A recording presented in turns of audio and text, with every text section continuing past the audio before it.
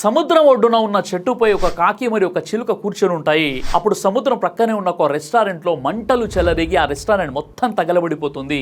అది చూసిన చిలుక వెంటనే ఎగిరిపోయి సముద్రంలోకి వెళ్ళి 2-3 చుక్కలు నీళ్లు తీసుకువెళ్ళి ఆ మంటలపై వేసి వాటిని ఆర్పే ప్రయత్నం చేస్తూ ఉంటుంది.